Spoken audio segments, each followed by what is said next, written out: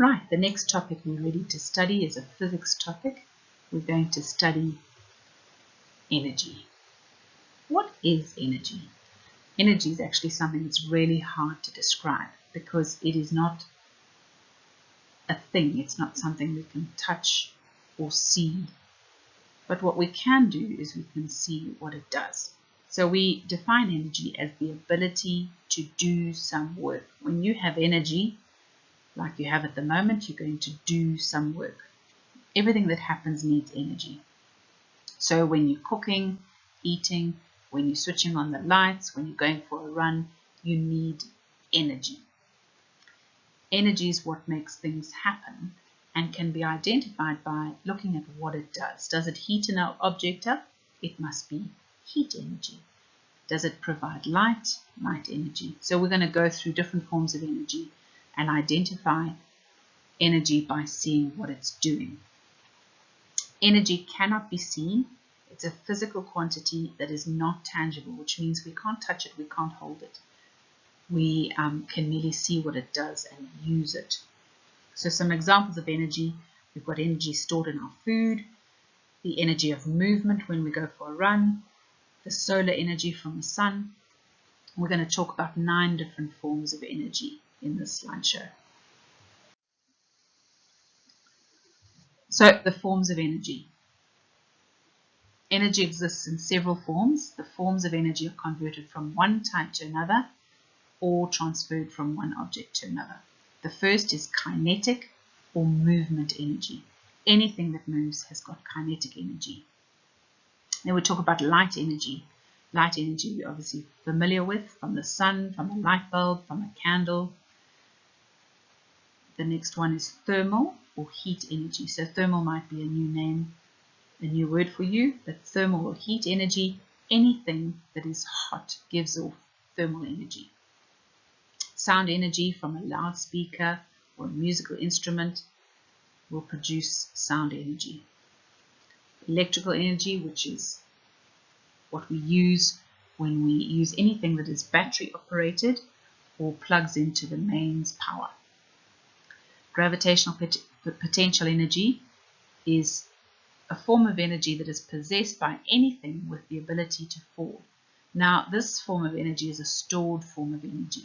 So it isn't actually doing anything at the moment, but it is stored ready to cause, normally, movement.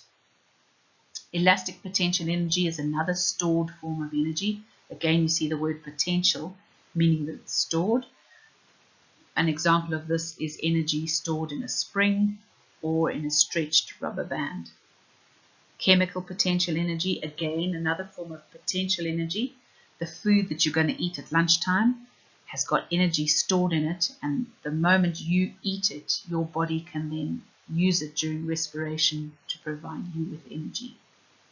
And the last one is nuclear energy, energy that is stored in the nuclei, in the center, in the core of atoms. We're not going to talk too much about that, but we've definitely heard of nuclear power stations, and it's the energy inside atoms that powers these. So our first form of energy, kinetic energy. Kinetic energy is the energy of movement. Anything that's moving possesses kinetic energy. So someone riding a bike, you playing soccer, a bee flying around, going for a run. Light energy. Light energy is emitted by the sun or something that is luminous. Luminous just means gives out light. Light is something called an electromagnetic wave, and we're going to study light energy in a little bit more detail later on. Thermal or heat energy.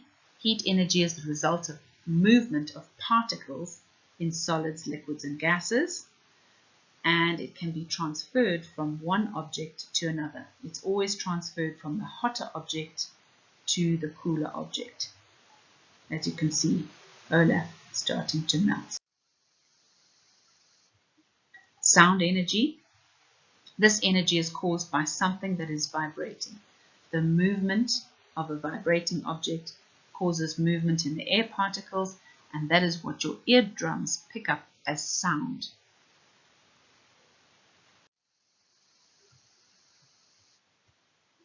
Electrical energy.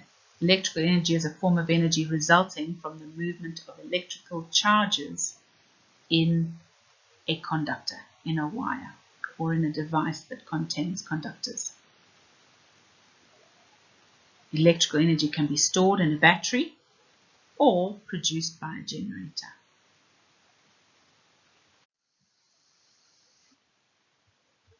Gravitational potential energy, the first of our potential energies, energy that is stored and energy that an object possesses due to its position in a gravitational field.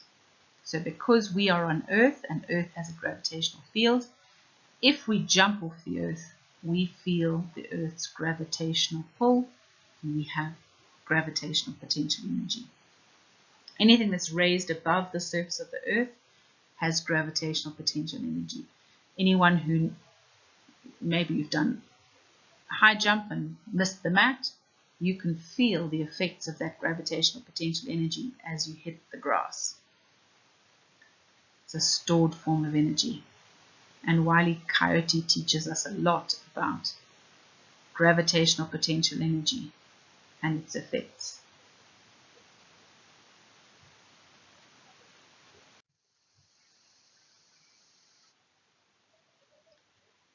Elastic potential energy is the energy that a stretched rubber band or a compressed spring has.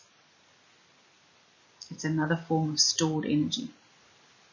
If a rubber band or a spring is let go, the stored energy will be converted to kinetic energy, and this is something that the Angry Birds can teach us. As those angry birds are let go from the slingshot, the elastic potential energy sends them flying, converts to kinetic energy.